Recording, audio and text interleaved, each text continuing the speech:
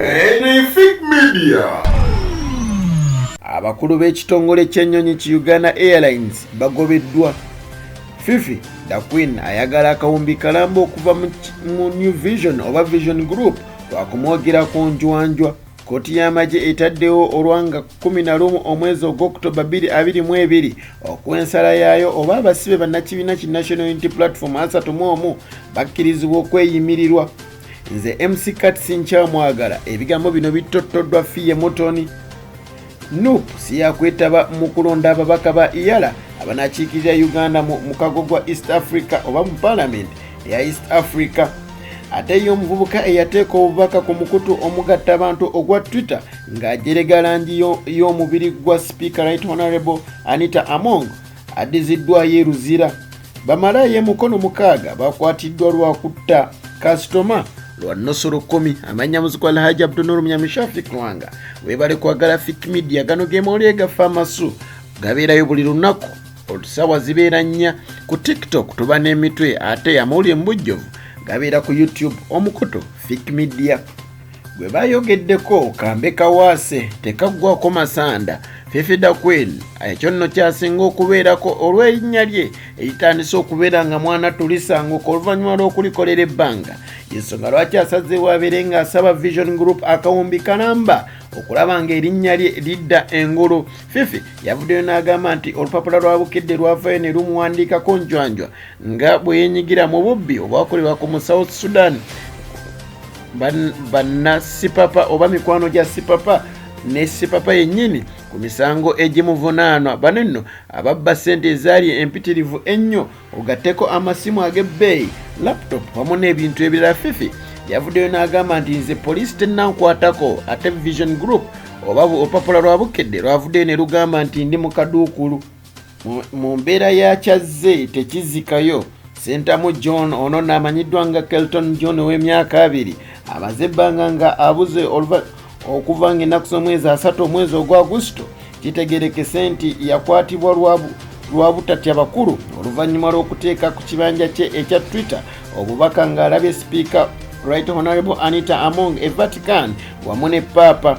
Ono nno yavaayo n'abeera ng'agamba nti ebizigo ebyerusa Speaker wa Parliament byakozesa ku mubiri gwe birabise okubeera nga bireetera Papa alaje. Ono yamanyikibwa nnyo era mu lufuutifuuti bagamba nti tweet ye yagenda viral.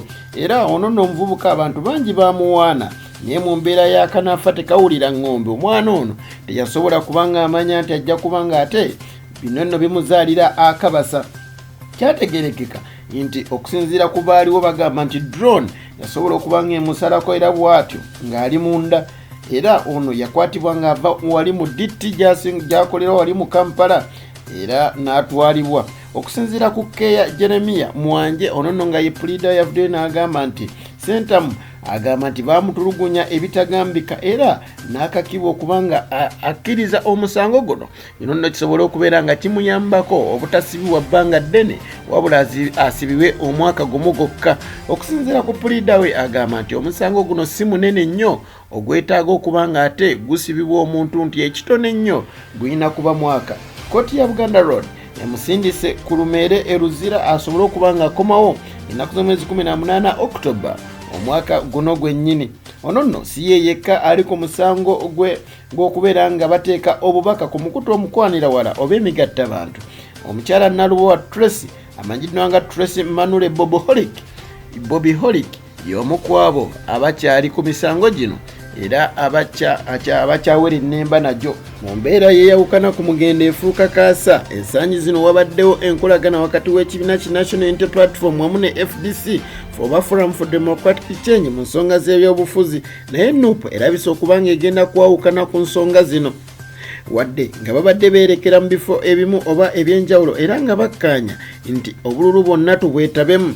Nup omulundi guno esazeewo yeesambe akalulu kano aka EALA era egambye nti kankeesambe ng'eggala essajja weryesambe engalabi. Wadde mulimu munna FDC Harold Kaija okusinziira ku kibiina ki NRM kyasalawo okuwagira munna DP oba owa UPC gweneebeereese ng'ono nno awagira enkola ez'abannaffe aba NRM. Essuubi lya munna FDC Harold Kaija libadde nnyo mu kibiina kinuupu wamu ne FDC wamu n'ababaka abonno bayogerako ababuufu abali mu kibiina ki National Resistance Movement NUP okujja enta mu kalulu kano kikendeeza obuwanguzi bwa munna FDC Harold Kaija era essuubi liba litandise okuba nga likendeera. Okusinziira ku Mathias Mpuuga Nsamba ononno nga yakulira ababaka abali ku ludda oluvuganya gavumenti mu Parliament agamba nti bw'ozigamira ennyumba enkadde ne gy'ozimba ekulema. Avuddeyo n'agamba nti ensonga zino katutandika okuba nga tuzitereezaamu nga ffe abasinga obungi mu Parliament mu buludda oluvuganya tulina okubeera ekyokulabirako era ekibiina kyaffe kyakkaanyiza tutwakkaanyiriza wamu nga nkuyege nti ekyamazima twesambe akalulu ka EALA. Agamba nti akalulu kano tekali mu mateeka era engeri gye baakasengekamu bagenda kubanga batwala ekiwandiiko mu kooti okulaba nga kooti eyimiriza enteekateeka za kibiina ki National Resistance Movement ekyababaka 6 okulonda ababaka bano kwa Lwakuna luno era nga ekibiina ki National Unity Platform National Resistance Movement bagenda kubanga baleeta ababaka 6. Opposition egenda twala ababaka 2 ate independent etwala omubaka omu ate ng'ebiseera bisinga abeera wa NRM anti akuwa obukulu akuwa kulya NUP yeerabidde nti akiika embuga amanya ensonga. Mu mbeera yakugoba tabulako kyakusuuza oluvannyuma lw'akulira akakiiko ka Kosase omwami Joel Ssenyonyi okusimba Nakakonge ku bakulu abakulira ekitongole ki Uganda Airlines omuli ne nankulu waakyo Jennifer Bamuturaki kyaddaaki abakulu abasoba mu 16 bagobeddwa kati n'omwana w'ekirokola wali ewaffe emirembe mu Butambala waddembe okuwaayo empapula ze okulaba nga afuna agafo gano ag'essava. Mu gafo gano mwe muli ekifo kya Chief Finance Officer, Chief Commercial Officer, Company Secretary, Head of Maintenance and Engineering, Head of Flight Operations, Head of Ground Operations, Senior Manager Information Technology and Data Management, Manager Human Resource, Manager Internal Audit, Manager Cabin Service, Manager Quality and Monitoring, Chief Pilot and Safety Officers nabo beetaagibwa.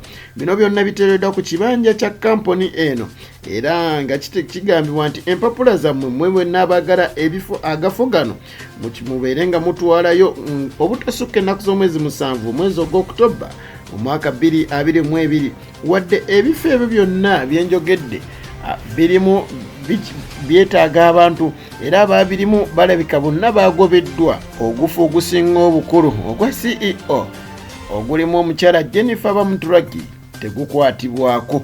Ate yo kooti y'amagye etaddewo ng'ennaku z'omwezi 11 omwezi ogw'Ekkumi omwaka 2022 okuw'ensala yaayo oba abasibe bannakibiina ki National Unity Platform 31 bakkirizibwa okweyimirirwa oba nedda. Bano bakwatibwa mu bitundu by'e Kalangala bwe baali ne President wa National Unity Platform omwami Robert Kyagulanyi Ssentamu ng'anoonya akalulu k'obwa President mu omwaka gwa 2021. Ate ye Fille Mutoni kyaddaaki asobodde okubeera ng'avaayo n'agamba nti ye ekyamazima omukwano gw'alina eri MC KATS tegubangawo. Avuddeyo n'abeera ng'agamba bangi boogera njwanjwa naye nze ne MC KATS tewali asobola kubanga akyawa munne. Bamubuuzizza ku bya MC KATS byakola ddala ebinyiiza gamba ng'okulumba nnyazaala we n'abeera ng'ate amukamuwalira. Avuddeyo n'agamba nti ekyamazima nze MC KATS mwesobolera anti akali amaggwa ke kamanya we kagakyusa. N'agana asembayo bamalaaya emukono 6 bakwatiddwa olw'okutta kasitoma waabwe ku nnusu 10 ennaku z'omwezi 19 omwezi ogwa Septemba 2022. Ekikolwa kino ekyettemu bwe kyakolebwa wali ku Recess Bar and Lodge era maneja waayo poliisi yasobola okubanga emukwata omwami Abbas Kigundu ono nno n'akwatibwa. Ekyamazima kyasobola okubeera nga kitegereka okusinziira ku omwogezi wa Kampala Metropolitan Police omwami Patrick Onyango bw'ati asobodde okubeera ng'abulira bannamawulire nga abakwatibwa bali bamalaaya 11 nga 6 ku bo kati poliisi ebayina olw'ensonga yakizudde nti be baali mu kutemula kuno era bakyali wali mu poliisi y'e Wantoni mukono. Kyategerekese nti omufu bwe yajja yasanga abakyala bano bonna 11 era bw'atyo n'ayagala afuneko omu atasobola okuba nga yeemala eggoga. Basobola okuba nga omu ku bo yakkiriza 5,000 okulaba nga ate zasobola okubeera nga awaayo. Kyategeerekese nti ono nno yawaayo bwa 2,000 obwali obusatu ng'alina okufuna 10,000. Okusinziira ku baaliwo bagamba nti omusajja ono kye yakola ngo malaayo n'amumya balansi ow'olukumi, yasalawo atwala essimu ya malaaya oba agiwambe asobole okumuwa olwasa lwe. Okusinziira ku poliisi egamba nti bamalaaya abalala baawulira enduulu we bajja bakwata bukwasi ne batulugunya ne bakuba, era poliisi egenda okutuukawo nga biwoobe na kwazirana ng'era omwami yeeganye emmere ey'oku nsi kuno. Weebaligwe wenna ali ku Phiq Media okola kyamaanyi nnyo ddala, omukama akunkomere nkwagaliza ebyo byonjagaliza.